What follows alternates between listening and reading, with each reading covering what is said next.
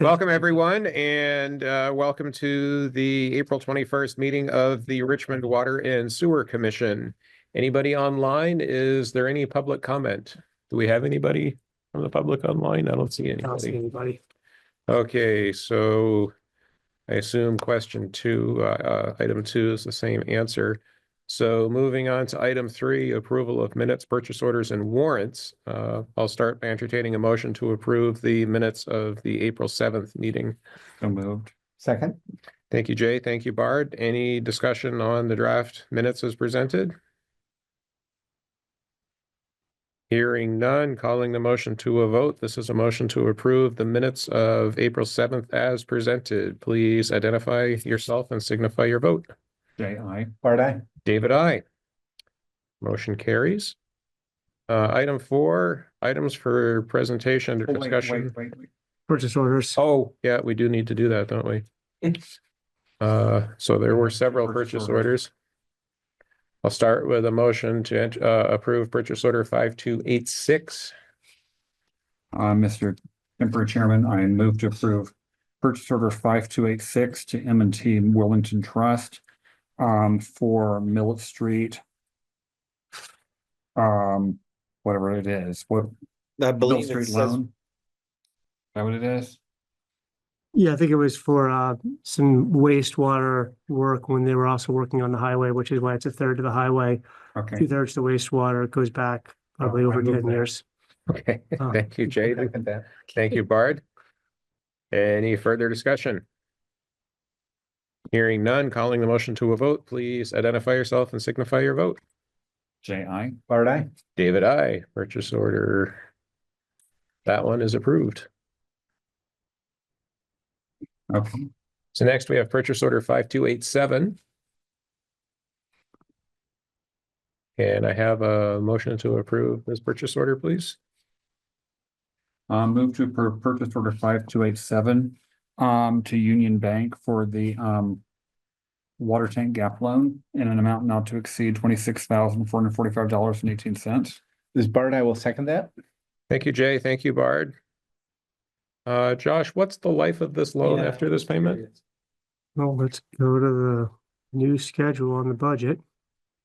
I I thought this was close to being paid think off. this might be the last year for it. Let's see. I don't think it was included.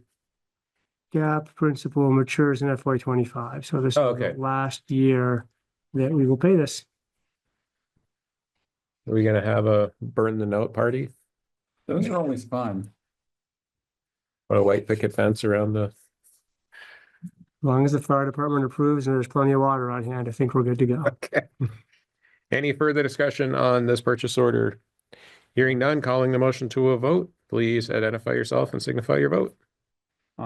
Jay, aye. Bard, aye. David, aye. Were those the only two purchase orders tonight? Yep. Okay, Mr. Chairman, I move to approve the warrants as presented. thank you, Jay. Do we have a second? This Bard, I will second that. Thank you, Bard. Any questions on the warrants as presented? Hearing none, calling the motion to a vote. Please identify yourself and signify your vote. Jay, aye. Bard, aye. David, aye. Warrants are approved. So we have approved minutes, warrants, and purchase orders. So now moving on to item four, items for presentation with those present. So first we have consideration of setting a date for the Water and Sewer Commission Annual Customer Meeting. Get this. Oh, But you need Morgan here? well, here comes Aaron. Oh, Okay, our vice chair is here. And, oh, I thought I heard somebody behind you now. Do you What? need me to be more good? Well, David has been sharing so far, because we didn't have either of you. We were at the first Sorry. item on the agenda. we went to the bullpen. Okay, Do we want you can to, continue. You're good at It's it. up to you. I don't care.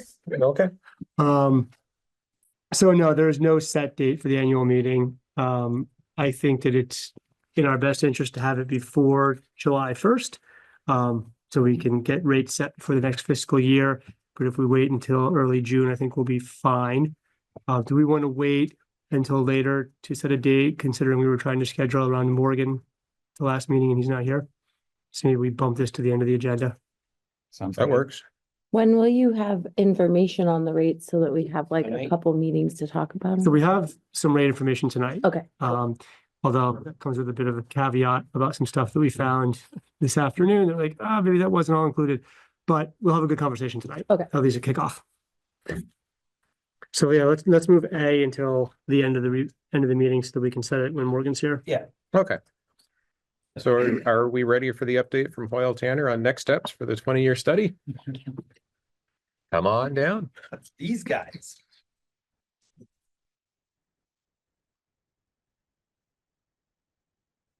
All right, hello, everyone. Hi. Remember me, I'm John Olin with Hoyle Tanner. Kirsten, DPF rewarded. Hey, did you provide the handouts? They've got the handouts and I will share the Excellent. screen right now so that people Put it can up. see. I will. Just give me a moment to navigate to that. So what I'll do is I'll just kind of give a walkthrough on the updates here. It's a similar format to when we were here last September. Just updated dates and cost information, and we'll kind of talk through where we're at. So to start with, ready to go. So Roman numeral I, we're going to start off with the wastewater treatment facility and just kind of go through the funding. The top, letter, the small I, it's just a breakdown of our current contract. So we completed the PER, which is the preliminary engineering report. And then these are B, C, D, and E are the open phases that we still have. And we pushed pause on the public outreach component and the sewer use ordinance. Just gave a little bit of a percentage on each one of these to let you know where we're at, how we've been helping the town keep this moving forward. We're intentionally holding until we get a little further along with the pump station and the PER, as well as a 30% conceptual design, before continuing on with more public outreach and more sewer use ordinance. And some of that will come up in the schedule down below. So then, so what you'll also see here is I added in updated information around the final design, which is based on the DEC curve, the fee curve. Right now we're working on providing the town with an engineering service agreement to continue on with step 2. And I'll talk about that in the schedule coming up. And then the step 3 construction, which is pending, that's an updated number, 19,500,000. That includes a lot of contingencies and assumptions. So we've been seeing, Kirsten's been doing a lot of price work and getting more information from vendors as BABA, the Build America, Buy America Act, has increased some costs and general escalation in the industry, and then tariffs. So recently we just want to hold a conservative percentage around equipment items that we're seeing potentially subject to tariffs. Even if it's made in America, you could see escalation in prices here. So we're just carrying that a little bit longer. The goal, it fits well with the goal overall of the overall schedule for the wastewater facility, where we want to go through 30% design before going to the bond bid. So you have a more accurate number. Hopefully, a lot of those numbers, those contingencies can come down when we get to that point, but we'll have to continue monitoring where the industry is going. And then we'll come back to any questions you have. I'll just kind of work through the wastewater treatment facility here. The CDS grant. So as you know, we submitted in FY25, but that all of the grants there were denied at the federal level. And we resubmitted now for the FY26. So that just went in. We're still working on Senator Sanders. Waiting for Senator Sanders. It's ready to go. I think we're waiting for the letter of interest. I sent the letter back to Morgan this afternoon, so he should sign it and get it to you guys tomorrow. And then we can submit that one as well. Perfect. And what we're submitting for is septic receiving upgrades. So each time you submit for a CDS, it has a theme of what we're trying to get help from the federal government with. And it's around, this facility fits well with the need for the state of Vermont around septic receiving and the equipment that we're looking to do here. So that requested amount is $4.5 million. It's quite likely you won't get the whole amount on that, but we think we have a good chance overall. First step is to get our state senators to advance it to the federal level, and then hopefully Congress at the national level can push it through and get an agreed upon budget that includes it. So general time frame to expect that is state notification around July of this year, and then federal notification won't be till like February, March of next year. So overall schedule, Right now, what we're doing is Kirsten's working on updating the PER construction cost estimate. That includes some of those updated equipment costs. We would submit that to the DEC to just finalize the PER, the study phase of things with an updated cost based on current conditions. And then I'm actually going to look up on screen because I have an older version here. So in June of 2025. So right now we have a draft engineering service agreement for the step 2 design services that includes all the field work like survey, geotech, wetlands, and that would be the work we'd like to start getting going on the summer and then go into 30% design through summer and then into the fall so that we have that ready by jumping ahead a couple bit by January 2026 is where we estimate the 30% design completion. Ongoing, we'll work with Josh and the town around the user rate study and the sewer use ordinance. That takes into account like how the payback structure would work for the town on that loan. And then moving ahead, so bond vote March 2026 is where we were, last time I was here, I think we were looking at either November or March. At this point where we're at, we think March is a better timeframe, based on where the design phase will be. So as long as that works for everybody here, that's what we would continue to work towards. And then November, complete, I kind of went backwards there. Step 2, final design complete. And then February 2027 is I'm sorry, I did go ahead. So final design complete in November and then bidding phase complete of early 2027 to begin construction and complete it in 2028. All right, that was a lot. I kind of was all over the place. So I feel like we should take a break and talk about the wastewater treatment facility before we go into the other parts. I have 2 questions. Oh, go ahead. The first is, what's the DEC fee curve? So it's the Department of Environmental Conservation. They have a fee calculator. It's a formula and it's based on the estimated construction costs. So the estimation of construction costs that go into the preliminary engineering report. They then have this formula and it's a percentage of it for design phase and also for construction phase. So it's kind of it's something For that front end, it's how they yeah, decide how much they're going to fund. not how they're going to fund, but what we can charge. Right. And Literally. it generally helps with most projects, a project of this size, some of the smaller projects that has a harder time of getting an accurate cost, but for a project of this size, it's generally pretty close to where most engineering services agreements come out to. So I just wanted to give that number to you so you can kind of keep that in mind. So my second question is a more complicated one about septage receiving. So if that's $4.5 million to upgrade septage receiving, an average user might say, why are we doing it? Can you explain to me the business model where the return is greater than the investment? Yeah, Kirsten's best.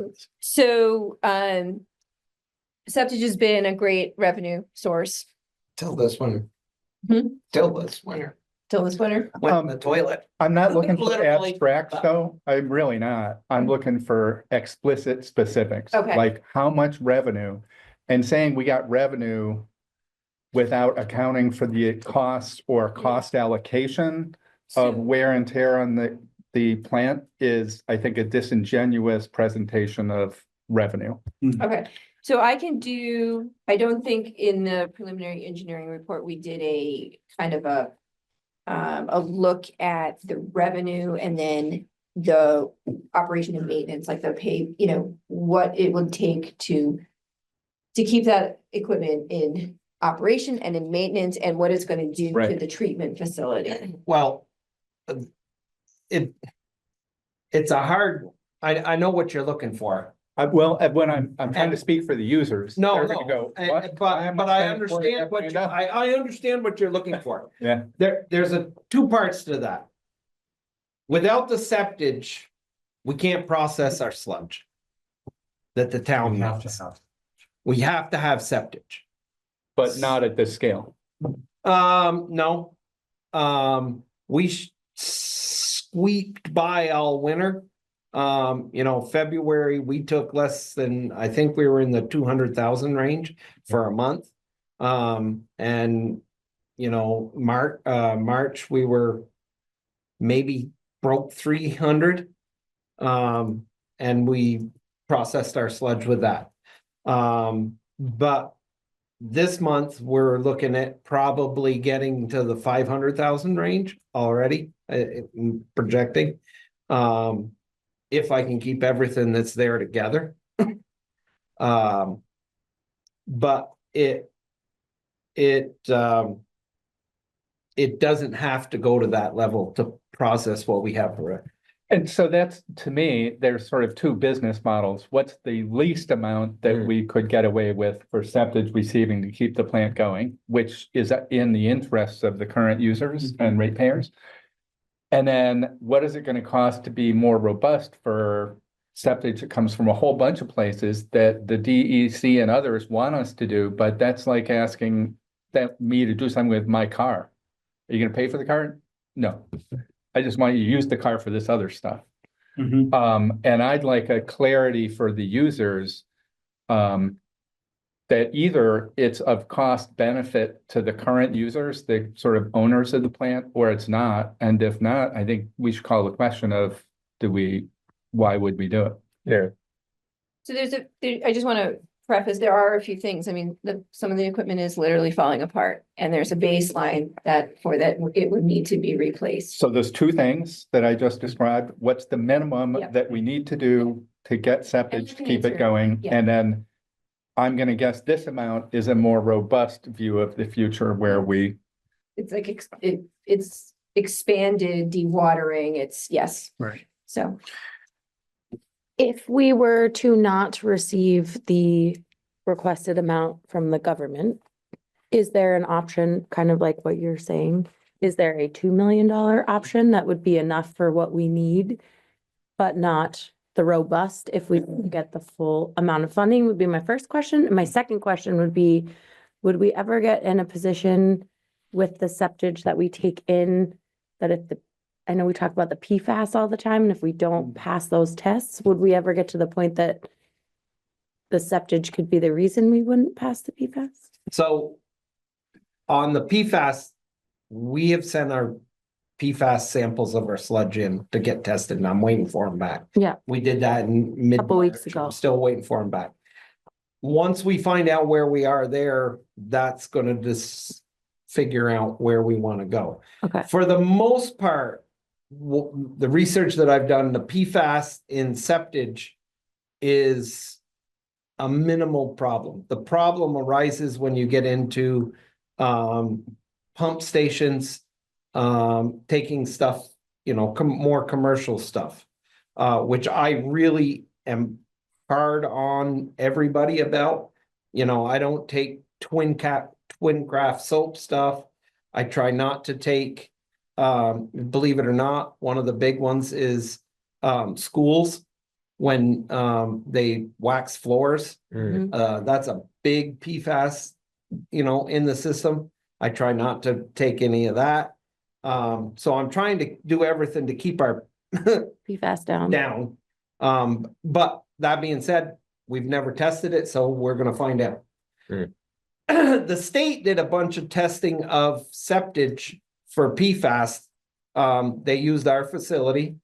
I haven't been able to get any of those results from Amen at the state level. And I started requesting them last July. And they had taken it for a year at July. And I'm like, can we get some data? You guys have been doing it. You've been voluntarily coming and taking our, septage.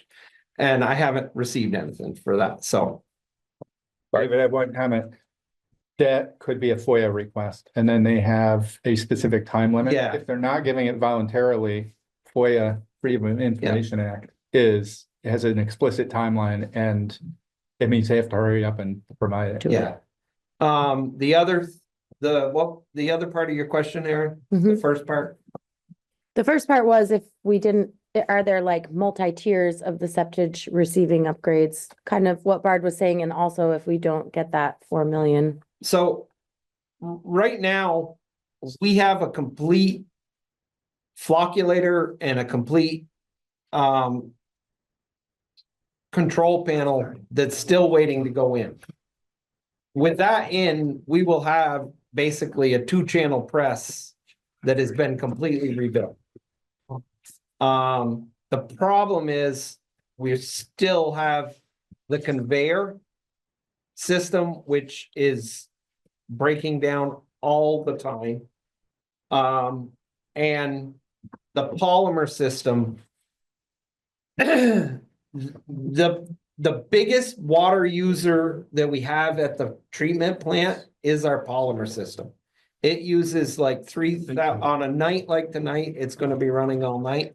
It'll use between 3,000 and 5,000 gallons of water. Will it use less once it's upgraded? The system that Fournier now has for the polymer, it injects the polymer without adding water. And so our water bill at the plant would basically become almost nothing. Because the only place that uses water at the treatment plant is the dewatering building. On a regular, the plant can run essentially without the water being on. I just can't dewater. And we found that out last year or a year ago when we had the water break and I had to shut the water off. So those two things being said, we have the press is basically in great shape. The conveyor system is not, and the polymer system are not.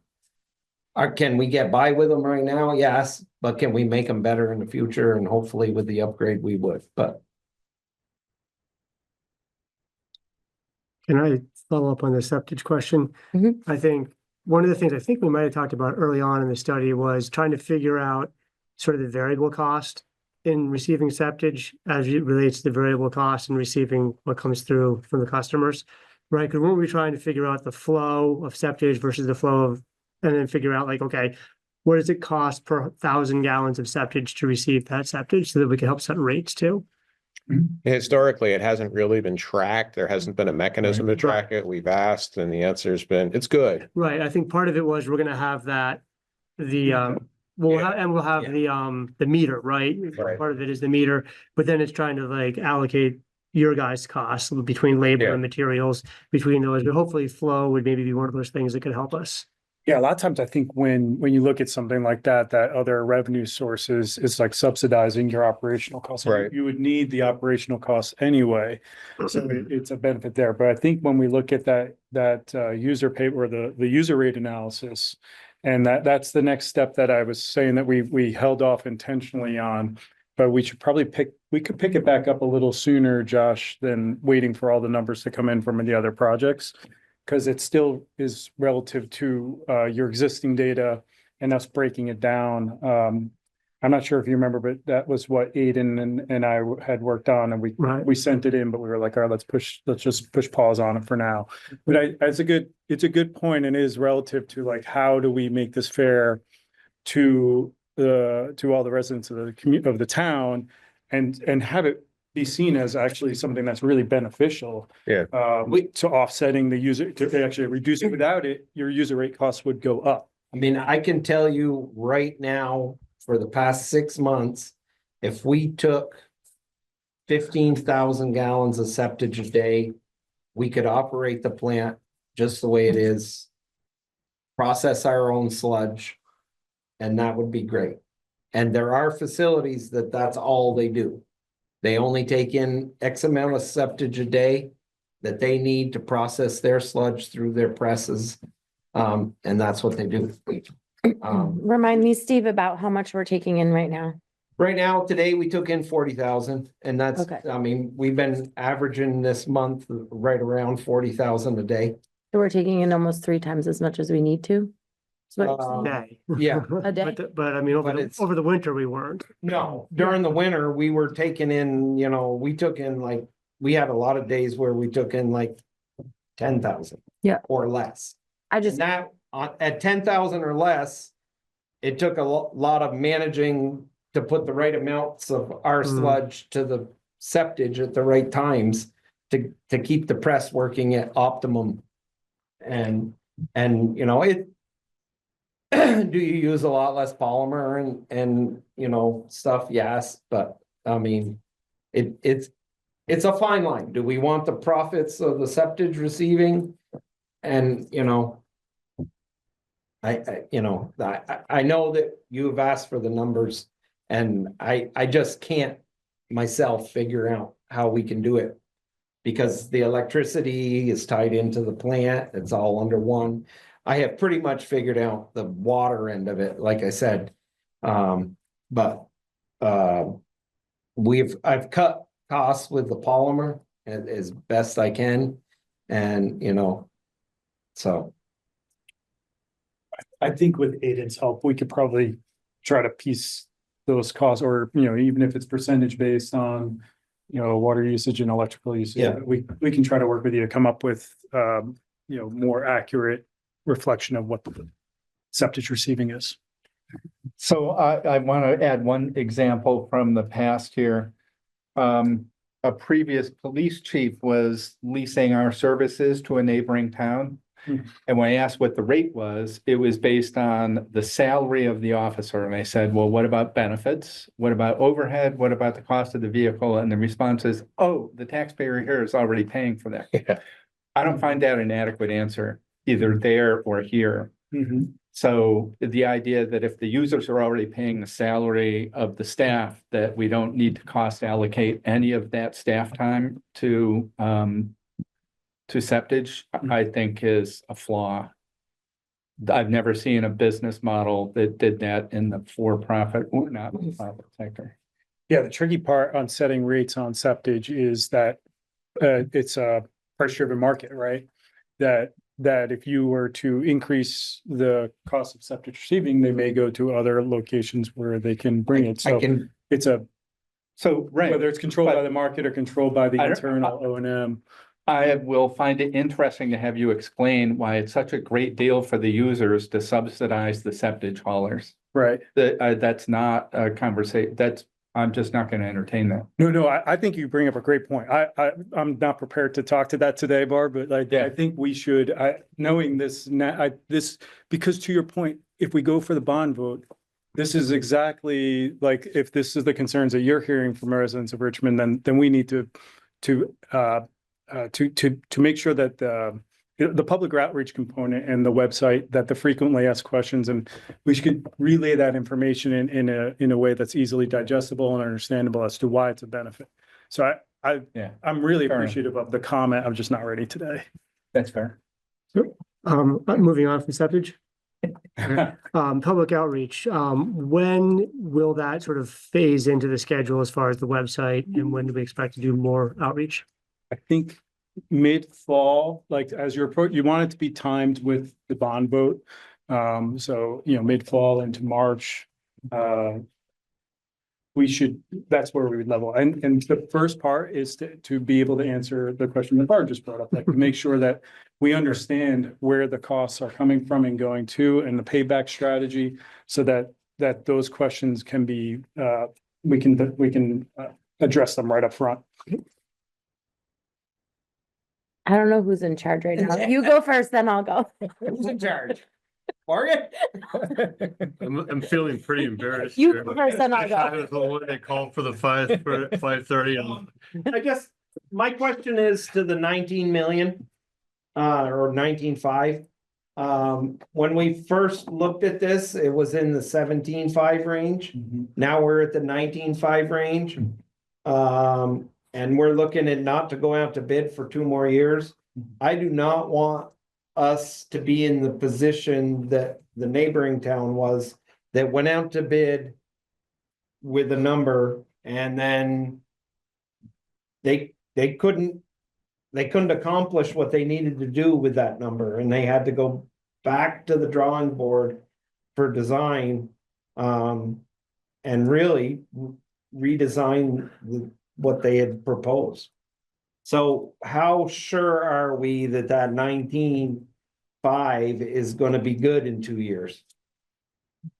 That's a great question. I mean, I don't have my ball, my, Do you want to ask first before we answer that? Well, I think, I mean, in a construction project, you would build in a padding and then, I mean, not that that's a good way of doing it, but you don't know. So 10%, there must be a typical, So the difference that you're seeing from the last time we came and this time is there's several things that have come into play. There's a act, BABA, Buy American, Build American. And that has increased costs across the board because of what it's requiring from manufacturers to certify that their pieces of equipment have been meet those requirements, meaning like materials are sourced, it's being assembled in the United States, or they get some kind of waiver. So we have seen across the board that that adds about 40% to a piece of equipment. Oh. So these numbers have been inflated, but I have not gone through the exercise of where I go back to a manufacturer and say, okay, these are my specifications. This is the design criteria. I now want a bid from you that will be good, a number that I can carry forward to your bond vote. That's the next step. So they have some escalation in them. The other thing that I've added in here is uncertainty around inflation and due to tariffs. I mean, And so I've pretty much added 20% to everything except for like concrete and gravel. Or like, like I'm not gonna escalate an excavation cost, Right. but metals, plastics, building materials, and we just don't know. I'm not, Just don't know. I'm not saying that your number's not right. I'm just saying, how are we gonna? So But it sounds like she's doing, like, I'm you've trying. done your due diligence to get us closer to that with all closer these. in this extras, snapshot, and I yeah. think the next step is as we head, the way we're gonna lay this out is before we get to a bond vote. The exercise that we're gonna go through is a 30%, and that, every time we get a little farther in design, like right now, we're just at preliminary, it's very conceptual. It's very conceptual, so 30%, I've refined the design criteria, I have a basis of final design that's approved by the state of Vermont. We're in negotiations with different vendors. And we take those numbers and that'll be even closer as we get closer to bid date, you get closer to the 100%, you start reducing that contingency down. So by the time you're going out to bid, it's down to 5%. We'll carry 30% on the bottom line all the way through design. So it's a little bit of a numbers game. I'm trying to be real here. These last 2 years, I think The are last- unprecedented. Yeah, I mean, I agree that there is out there. I just wanna, Yeah. when we go to the town and ask for Yeah. the money, I wanna make sure It's high enough. we can do what we got Yeah. to do when we've got it. I've had two projects going into bid. One is down in Milford, New Hampshire, and we had to rebid it and take out half of the project. That the town said, we can do that. I can put in this, I can put in that. They said they would do the demolition on their own and they have a big crew. That was one. Brighton, Vermont, another one, came in, about 5 million over the price. Hmm. And we rebid it. So, and as we wait, prices are just going up. So the reality is, and Heinsberg is a great example. Yeah. Of a project that was twice as much. Burlington's Headworks project, twice as much. I mean, the answer in Heinsberg was they took their control building out. Mhm. Everything is inside for an SBR plant. I don't agree with that. Okay, so I have two questions now. First question is, when you do the bond, I've never done this process before, so some of you may know the answer to this. When you do a bond vote and you've spent all this time doing all those extras, 30%, whatever, we have a number we go to, and then the tariffs work and the inflation goes down and our project comes in millions of dollars under what we thought it was gonna be. We don't have to still pay that, right? It's just we have up to that amount of money? Okay, First question, okay, easy question. Borrowing authority. Okay, great. Second question. This might sound just as uncanny, but is there a reason to maybe invite some of the strong-willed people that we have seen at the Water and Sewer Commission meetings at times to go over our proposal before we start our public outreach, to ask questions like the one that Bard came up with, that maybe we might not come up with because we've been talking about this and have seen all of the things at the plant? I realize that's the whole purpose of public outreach, but maybe I do feel like there's people that know some things, have some investment, like, would that be a good way to get a feel of like what the public has questions about? Or, I think it would be a good idea to talk or ask some of the commercial users in town to, you know, be pervy to a pre-vote meeting where we lay everything out there and they can, I don't know how you feel about that, but No, I guess I was just gonna ask John and Kirsten, it could be part of. is the that just outreach. part of public outreach, or should there be a pre-public outreach, public outreach? to- I know it seems silly, but I No, feel but I like hear it you. would be We good, don't, like, we don't want to get something in just- October. right, It's a and huge then, curveball that we didn't think about, that we should have thought about in May. right, And you're right, there are some folks that have some really good questions if we get them involved earlier, but that's why I kind of kick it to you guys to say, like, if we, like, do you anticipate that in public outreach, that there's gonna be some things that come in that we have to react to? Yes, always, right? Like, I think there's always something. So I would say, I mean, like, based on my understanding, and Kirsten can talk more too, but, and Steve, like, most of this is really just, it needs to happen. There's really not much of an option to change. The biggest thing is the septage, but we need to prepare data to be able to better respond to those questions. I would recommend to do it during that public outreach period that begins more in the fall. Personally, like, but it can be done with more select groups, like kind of, what would you call it? Like, you know. that's what, yeah, I don't know. There's a name for it, right? Yeah, Focus groups. Like a Yeah. focus group, yeah, sure, yeah. And that, I mean, I just said the commercial ones because those are the ones that usually show up and have a vested interest Yeah. in rates and stuff. I mean, one thing we could do is, it sounds like we might have some answers on the septage numbers before we go to public outreach, and you guys would come back to talk about that. I could reach out to, I think I know some of the folks you're thinking of. We could reach out to them and say, hey, we're talking about septage. Why don't you come to this meeting? well, that's what I mean, like, even just like come to the meeting and Yeah. ask the questions that you have, like, because I do think that there are good questions, Absolutely. but it would be good to kind of know some of those and give them to you guys so you could have that information for your public outreach. if you're hearing anything you hear now, like going forward, if you ever want to email it over to us or go through Josh and get it to us, like the things that you're hearing, what the buzz on the streets of Richmond might be, it does help to make sure that we can properly address those questions early in public outreach. And I hate to say it, but my guess would be most of the residents of Richmond probably don't know we're doing a 20-year study or need an upgrade. Like, this may be shocking news to 90% of the town. Because not everybody, our meetings are not heavily attended, like, people don't necessarily know.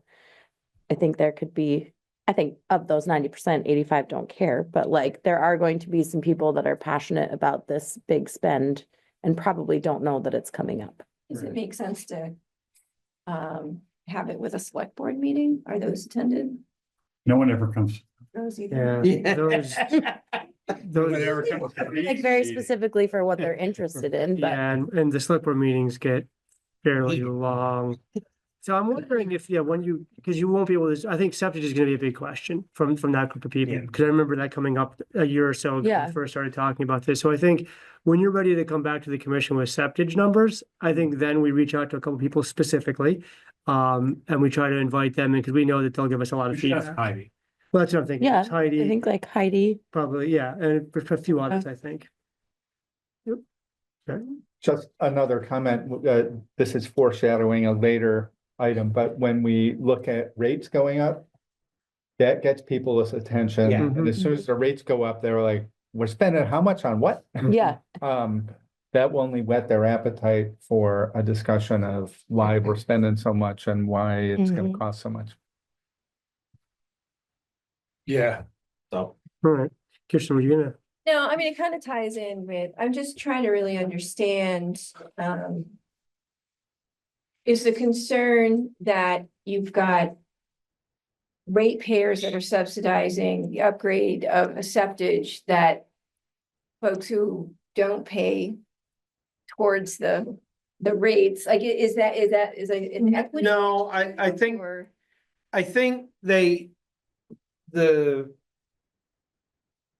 are people out there that think we shouldn't be taking septage if it's costing us money, which I really don't think it is, but I don't have the proof, and that's why we're asking for a little better numbers. And That was also- brought I up think we've about a asked year ago, before. year and a half ago. Yeah, and I think rate setting too, I mean, right now, I forget where we're at, but what are we, like 9 cents or something a gallon? And if we find out, oh, it actually cost us 8.5 cents to process, should we raise that? And then that's one factor of the conversation, right? Because the other one is what's the price out there amongst others if we go up too high?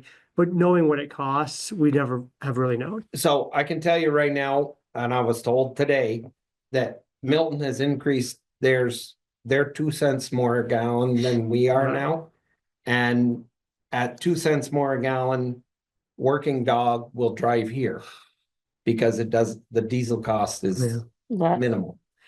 So I just Right, found that out today. That's why working dogs come in here all the time. but I think knowing the total amount of infrastructure we had to buy up front, knowing the cost per gallon, and then looking at that payback, right? Because if you look at that 4.4 million, I mean, that's about a 9-year payback revenue only, right? And if you start taking out those variable costs, it probably goes to more like 7, 8, 9-year payback, which might be reasonable, but I think we just want to know that going in. I think what we'd need to do as part of that is assess your sludge Mhm. and the dewatering associated with that. So, And true. if you weren't to have this equipment associated with septic receiving, where that would be. So there's definitely a good amount of analysis we can hone in on where this is. You probably have records on when you couldn't accept septage and what you were getting on cake. We can talk after, we can. Yeah, we talk. could- I mean, I have the records, but most of the records that I've looked at go back when we were taking, I mean, I have records that show Richmond was taking municipal waste sludge from other towns. They took it from Bolton, the ski area. There were 3 of them I saw on one form that he was taking sludge and processing the sludge with septage. And, going forward. That being said, if that's something that we can do and still make a profit at it, Heinsberg spends almost $1.2 million to truck their sludge to Burlington. And they did not put in a dewatering plant or anything in their upgrade. We're a lot closer than Burlington, but that's a whole other story. Is there any chance that if we had an upgraded facility that was working smoothly, we I would, could spend a night at home. well, that, and also that our rates would have the opportunity to go down? Likely not. Yeah. Well, it's, full disclosure, when you're taking on a bond payback of like the magnitude of an upgrade this large, unless you had been increasing your rates over time from 15 years ago to account for when this new What's gonna payment is happen? gonna come in, that's typically we see the rates go up. That brings up a good point. We hear a lot of discussion about pay as you go. In other words, I might not be living here in 10 years, so I don't want to pay for it now. So let's just go borrow the money. But do you find larger municipalities or what are they collecting money ahead of time for these events? So they are okay. Unfortunately, I wish more were, Yeah. but there are some maybe with the I largest. think the larger facilities, like, down in New Hampshire, I think they tend to have capital improvement plans. Reserve. Right. Reserves, and so they're funding that all along for these projects. Wonder how they sell that to their users. I mean, we Have huge, 200,000. yeah, People so it's a use little it. bit, Is that something you know, like succession planning, once we do this upgrade, is it gonna be another 20 years? It's always, Or is it, it's every 20 years that you do an upgrade or that you do this study? So you're required to do a 20-year evaluation every 20 years. That's like Yeah. the discharge permit. The average life of equipment, some of it's less than 20 years. Yeah. Some pumps, you know, concrete, we hope lasts for 50 years. You know, so some infrastructure is there for a lot longer. But the wear and tear, I mean, it's a corrosive, it's a harsh environment and it, Do you work with any other small municipalities that do, I don't know what else to call it other than succession planning, but like that do some sort of planning for the future? We're trying, like It's Woodstock like is saving exactly, for it, kind yeah, of? the town of Woodstock, we're going through the same, they're also going through an upgrade right now, or design right now, and same boat where we're getting ready to go for a bond vote. And that would be similar circumstance, very similar, like actually like we're trying to figure out that user rate analysis and the payback structure, because what I'm finding when we do that, to meet the bond payments early, and there's a bit of suppression. The SRF program can suppress the earlier payments where it's harder to insert it into your current, you know, so you don't have to dramatically increase your user rates, because you do have to get up pretty fast. And then once you get to a point and you hold your user rates, it does start to build back reserves towards that future 25-year, 20-year reinvestment or future replacement of equipment. So that's the goal, is that hopefully the way we look at this and we do capital plan out for succession planning for future needs, that you'll have more reserves. If we had a term with it that was like, this is the succession planning reserves, maybe the percentage being over that average would be more acceptable. David? We've allotted 25 minutes Oh, for this yeah. and we're way at over. 40 minutes and we still have a whole second page. I just want to sort of wrap up what started this discussion, and then I think we should move on. We can, should, and will be asked all these questions about the finances of septage. So we just need to be able to say, well, septage costs X. We get so much in, the profit is Y. Mhm. We just need those numbers and we need you to crunch that data so we can answer those questions.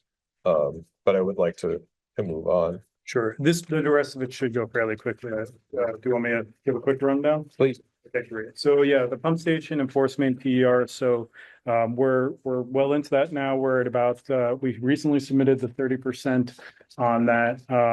And that's being reviewed by the town, and then we'll have a meeting with the DEC and then move that forward. So one good piece of news I wanted to, the last time we were here, we said that we believe this would be 100% subsidized by the DEC, by the SRF program, and it is. So we just found out about that on Friday, I believe Tom Brown confirmed that's good news. And then the next step after that will be to advance step 2 design phase, and there's options on how it moves forward. We talked about that because it is subject to flooding in that area, that it could get some FEMA money. Recently, that it seems less likely. The BRIC program overall this is no longer, and hazard mitigation funding is competitive to get. We did seek it last go around from the 2023 flooding, and they did a lot more. The money they used that was allocated from FEMA went towards buyouts, property buyouts across Vermont. So no, a pump station project didn't quite fit the bill. So I used to have higher hopes that we could find FEMA through the BRIC program. But now that that's no longer there, I think that option 2, the traditional SRF program, is probably where it ends up. So there's the schedule on here. I just kind of talked through it. I think we'll have the PER complete in August, provided that the responses from, the town and the DEC move according to plan. And just real quickly on the influent pump replacement, we were just talking about that before the meeting, just making sure that, so we're at the point where we're just going to purchase the pump, and we want to make sure that we follow the town's procurement policy, which Josh just confirmed for us, and we're going to have the RFP that goes out to 3 different vendors. Quotes will be sent directly to the town for a public opening, and then we'll get the equipment, and then you're going to do the installation. Yep. Good. So the town's doing the installation, and that should happen this summer. Any questions on either of those? two projects. Is the biggest unknown at this point the tariffs and pricing? Yeah,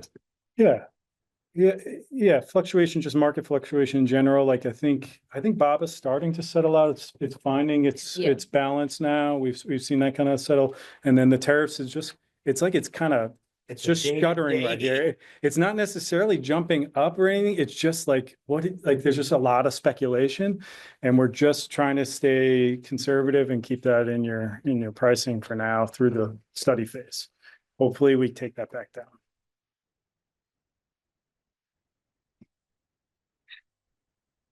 I'm sorry, who was leading? I should acquiesce. David. David, would you continue? Oh, sure. Any other questions for Holt Tanner? Thank you, guys. Yeah, Thank you. Thank you. Thank you very much. Appreciate being here. We'll be in touch. Thanks for coming. Yeah. So next we have a review of the draft. You have Bard first. do you want to go back to A?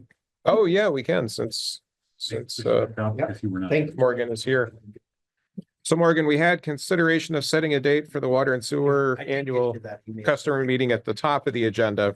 But we moved it down on the agenda because you weren't here. But now that you are here, we could entertain A. That sounds great. So this is just setting a date for the annual meeting. We usually do this in May, but you'll be in Europe. Right. And he's not offering to take us all. And I asked. Sorry, I will vicariously take everybody there. It was June the 2nd? The third, Third. Tuesday, June 3rd. Yeah, that'd be the Tuesday after our first meeting in June. Yeah, do we need a motion? We do. I move to hold the Water and Sewer Commission annual customer meeting on Tuesday, June 3rd, 2025 at 6 p.m. Second, Ms. Bard, I'll second that. discussion, no further discussion, calling for a vote. You go first because you're. Oh, that's right. We reversed it. Mhm. David, I. Aaron, I. Bard, aye. Morgan, aye, motion passes. So you want me to step back in? It's up to you. How about you continuing, David? Okay. Since I'm still in a fog here. So next would be C. So we're back in order, ABC. C, review of the draft fiscal year 26 budget and rates. Okay.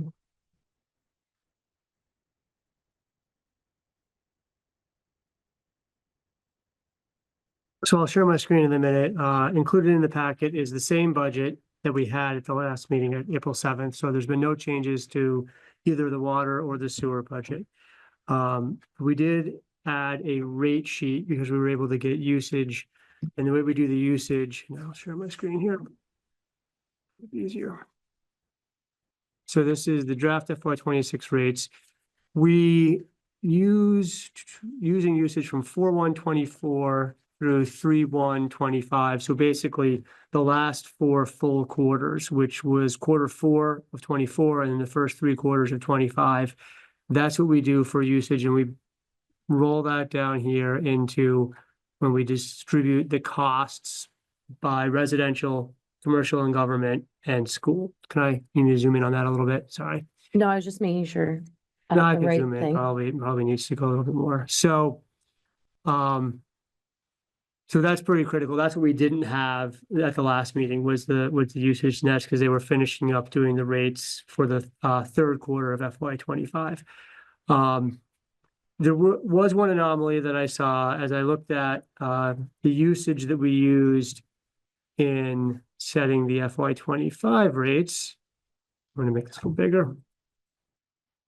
You'll note that commercial and government was at about 9.2 million gallons of water. And right now we're at 5.3 million gallons of water used year to date right now. I look back at FY24 and that number in FY24 was at about 6.5 gallons. And in 23, it was also at 6.5 gallons. So it wasn't that we were unusually low this year. It's that we were unusually high the previous year. So Connie and I looked into it this morning and she was like, oh, we had that leak in the wastewater treatment facility of water. Okay, Talked to Steve, that leak was fixed in February of 24, which would have been right at the end of this period where we got the 9.2 million gallons last year. So that's where we saw that spike last year. So, so that what that ultimately does is it created a spike where, if we look at commercial and government rates in FY 25, so last year, commercial government fixed rates went up 27%. And this year, they're scheduled to go down based on this data by 27%. So we Okay. had that spike, right? And then you had the down.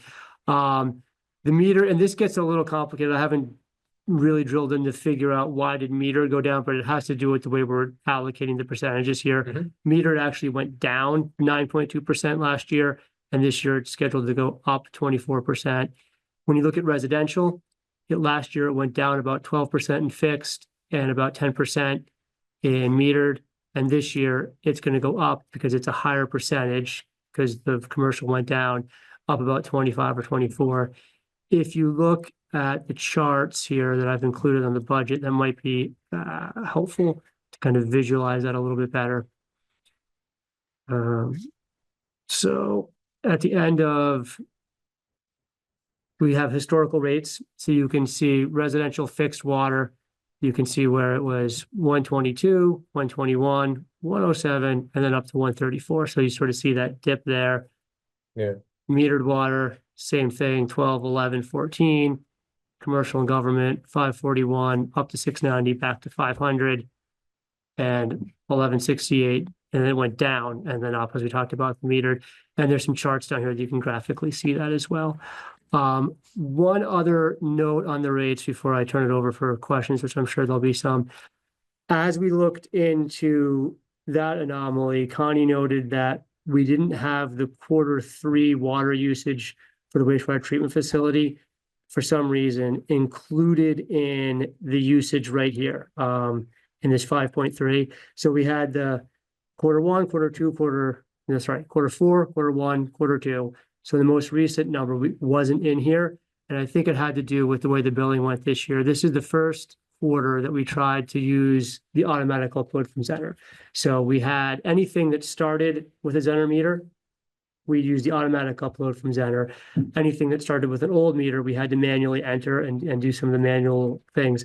It's taken Connie and Steve and Brad a lot of time to work through some errors on various things from the upload, from the manual input. So I think somewhere in there, that didn't get generated to be added to this. So at the next meeting, we'll come back and we'll make sure we add that there. There's a lot to unpack there still. But I had it. I don't know why she didn't have it. Well, She gave me the sheet with it on it. So I'm not gonna get in, like, we need to meet tomorrow or the next day Yeah. to figure out because she dove into it, like, there's so many different spreadsheets and pieces of paper that we're not gonna solve that. Like, we can solve that tomorrow, but Well, I mean, she sent me a thing and I have the So- same exact printout from the 15th where it's there. right. And then she sent me one today where it wasn't there and I So- don't know where it went. We'll answer that. Like, we're not gonna answer that tonight. We don't have Yeah. Connie. You, me and Connie can answer that tomorrow and figure out that building issue and look into any other possible anomalies. For tonight, the big thing for tonight is we had that spike last year. Now it's down. And that number is going to change a little bit as we sort some of these building issues out over the next couple of days.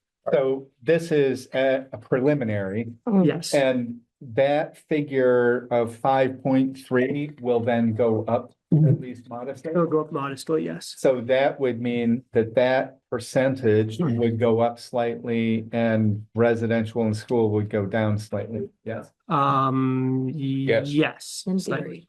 just Yeah. one goes And- up, somebody. And that's assuming we don't find, like, as we kind of look back, we don't find any other things that need to be Okay. adjusted because it was a very challenging couple of weeks and I was only peripherally involved, but I know you guys put a lot of time with a lot of back and forth that we're going to still try to sort out. Okay, so topics for next meeting, this. Moving on. Well, I guess, are there any, I mean, assuming that there's gonna be some slight adjustments, are there any questions on that or anything else you guys would like to see for next meeting? We've got a bit to add there. In the nicest way, all the numbers, because Right. I feel like I looked at it and I was like, well, I'm not gonna waste an hour scrutinizing it, because I know we're gonna get new ones, so. That's fair. In the nice, like, not in a mean way, Yeah, but, I gave you everything I thought was Right. real at the end of the day yeah, Friday. nothing like screamed, but. Yeah, Steve?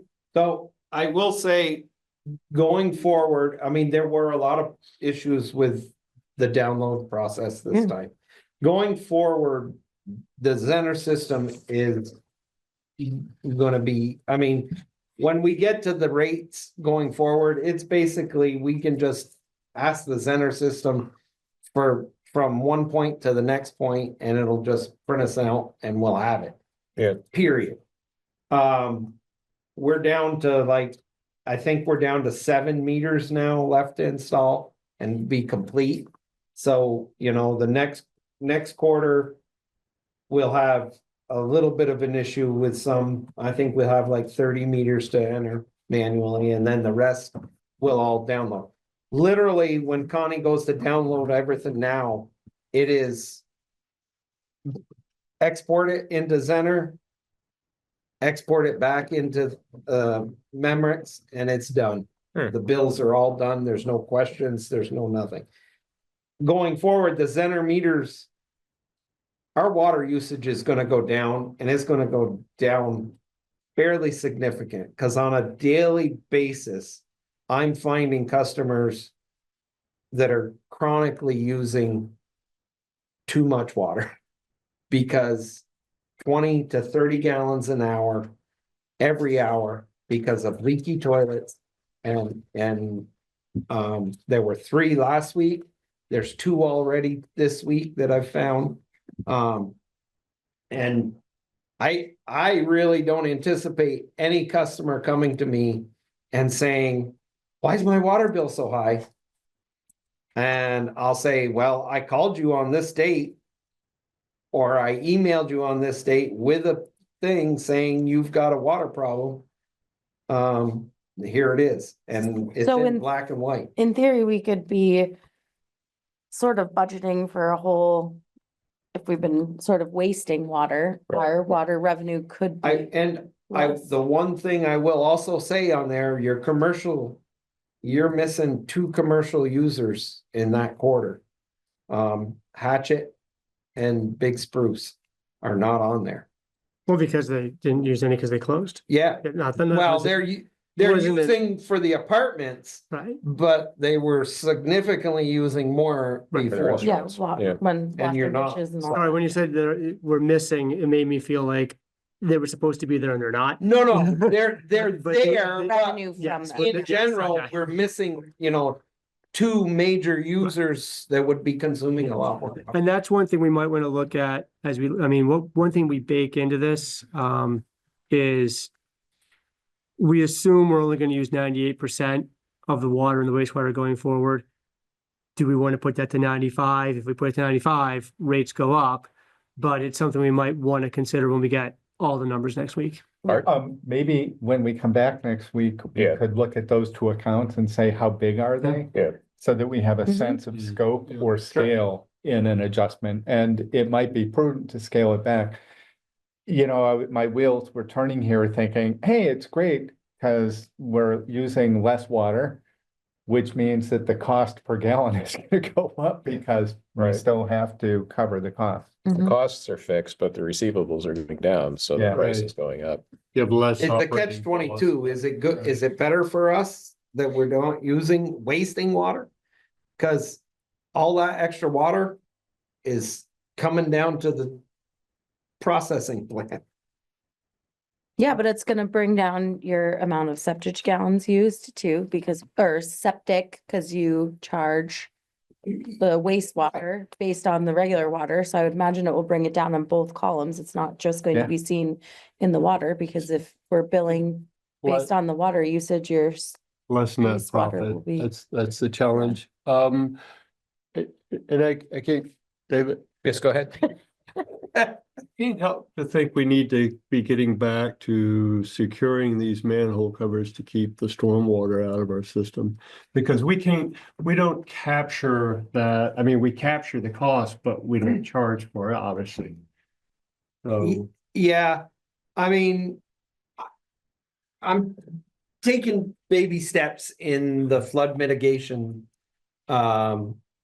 The first thing which we've already, well, it'll be finished this week, is the pump station control panel. That's raised now above, it was at 3 feet off the ground. It's now at 5 feet off the ground, which is well above any of the floods that I've seen since I've been here. They're gonna finish, the Green Mountain Power is gonna raise the meter socket and stuff this week. So everything on the control panel should not get flooded next time. We won't have to spend $3,500 to replace parts and pieces in there. And that was the first part. I looked at, it's $5,000 to do that. We're in good shape now. Now, the next thing is either manholes, we'll go to start figuring out how to do the manholes, or we'll talk about sealing the cover to the pump station that we currently have. Because I'm looking at doing things, that we see an end result right away.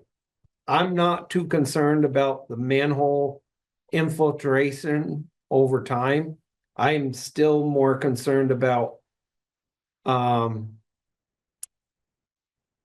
not so much sub pumps, but roof drains on Main Street, on the Gifford building, that go into the system. okay. But that's not being said that I have forgotten them. I just tried to prioritize stuff to keep going and show us a result.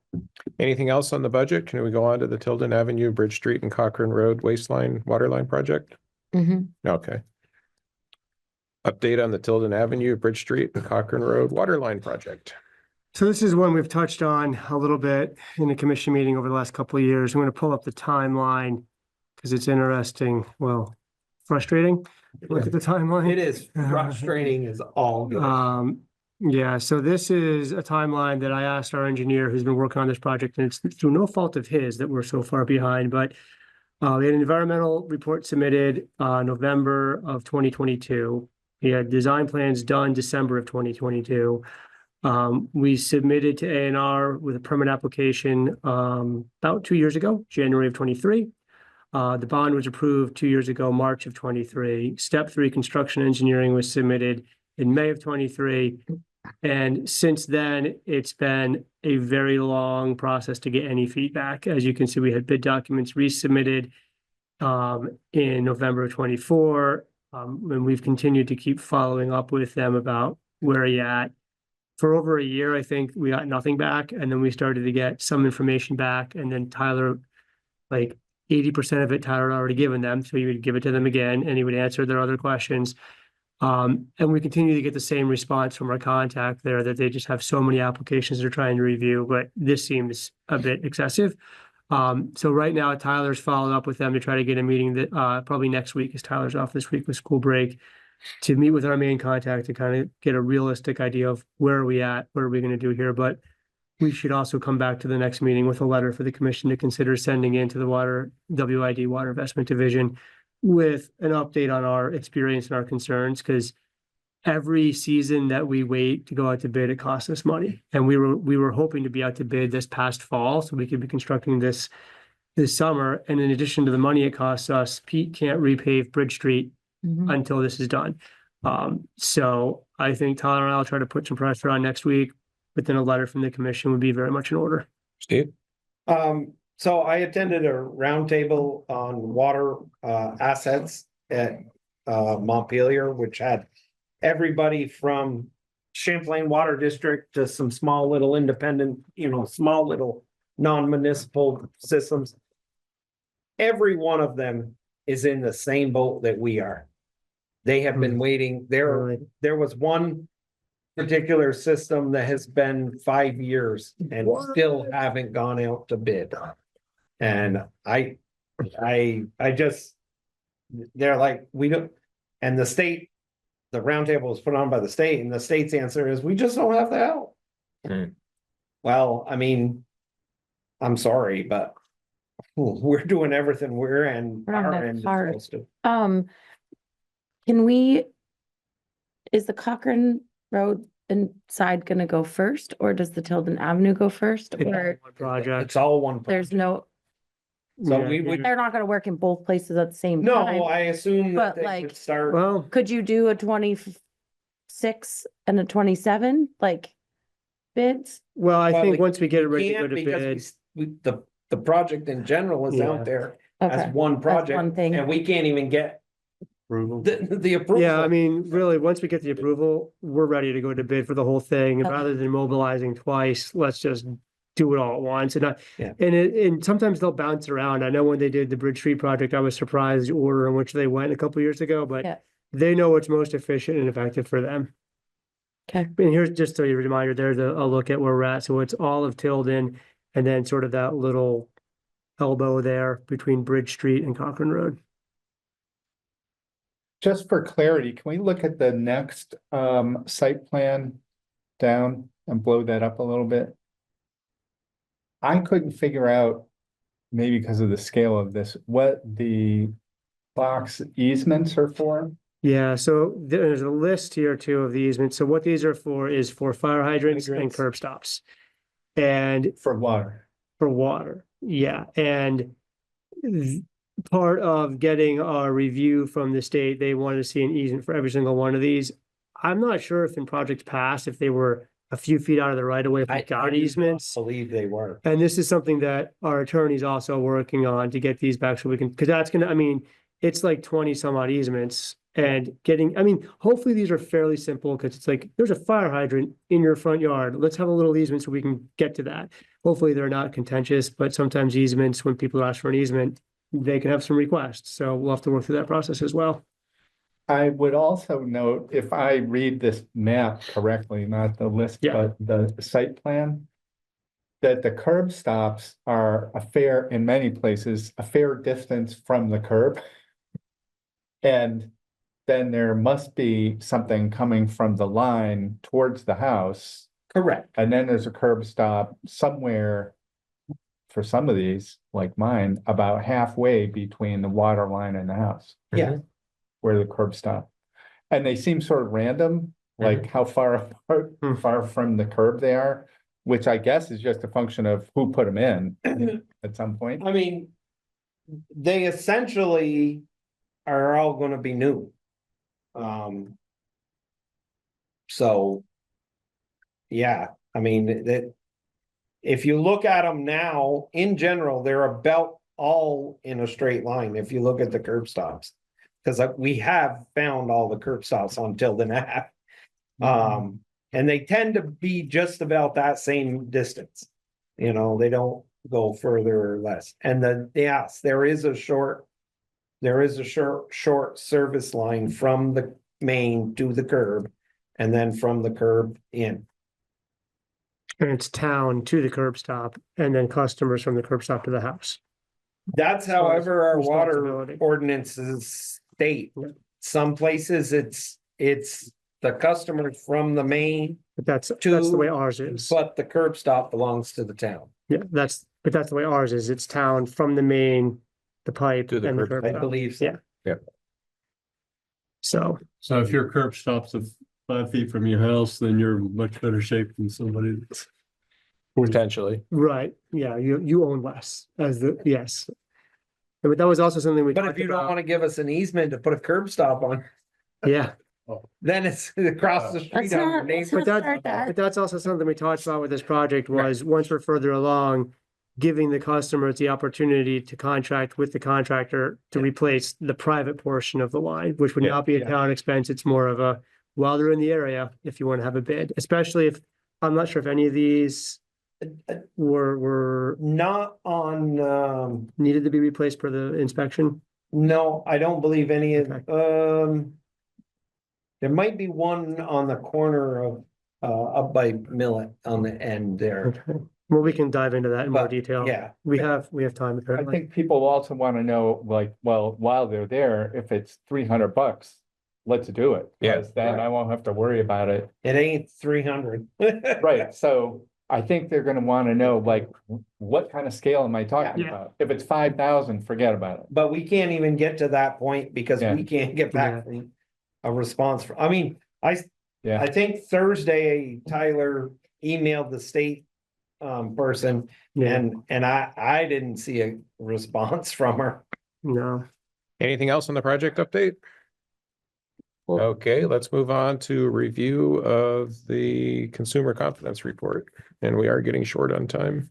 Steve, I'll kick this to you. You're probably more familiar than I It's am. pretty straightforward. The state sends us a thing, a blank that they have filled out with all our data.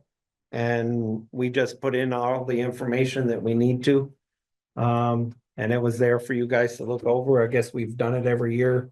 Mhm. Had you guys look it over and approve? What'd you have there? There was one question I had. If you go down to the chart that said, yeah, Yep. so when you got to the, if you keep going down a little more, I think, when you get to the lead and the copper. Yep. Is that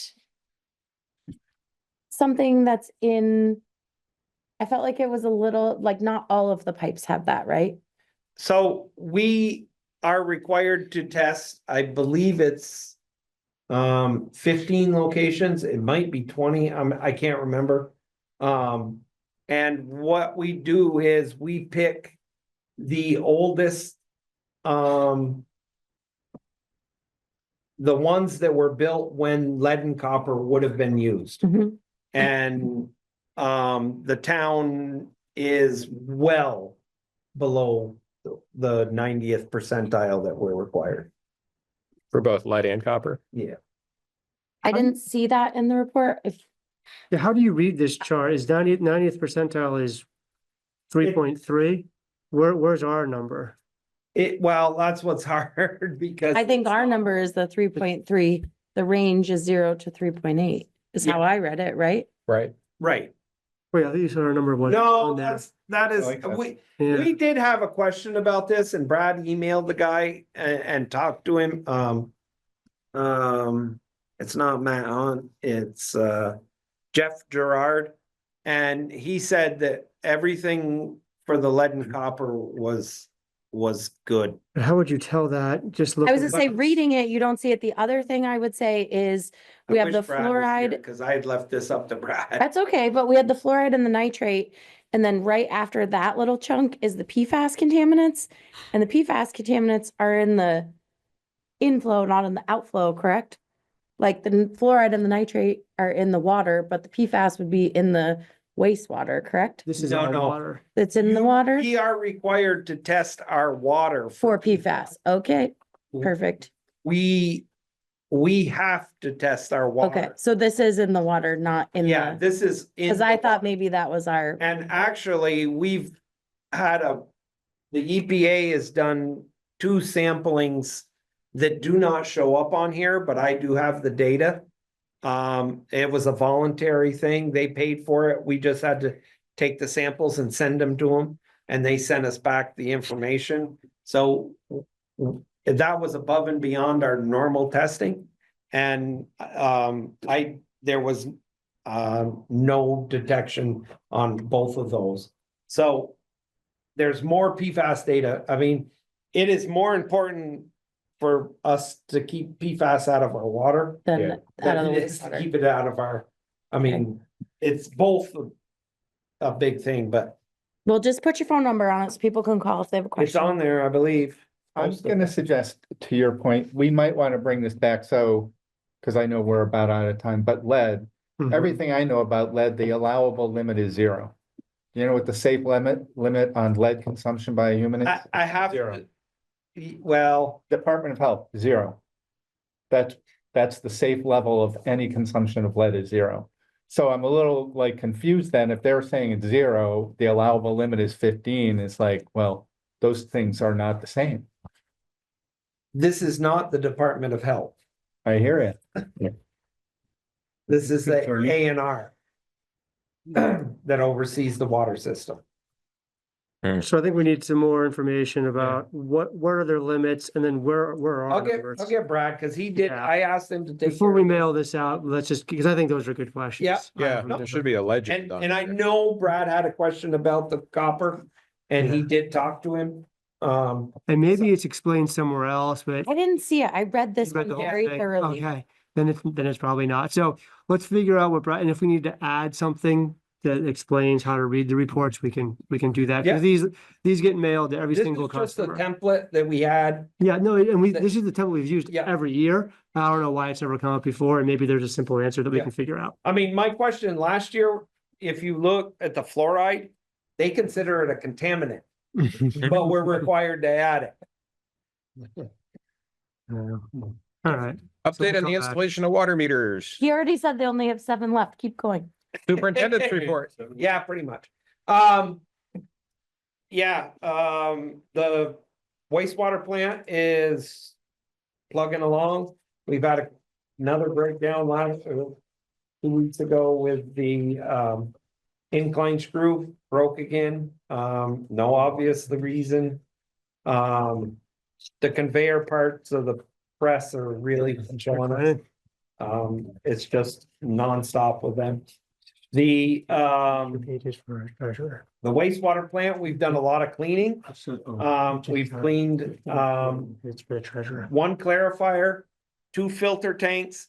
We now have changed all the UV bulbs, and we now have an operational UV meter that we can now write a number down on our state requirement, which has been a requirement forever. It has been left at it under past superintendent, it was a different number.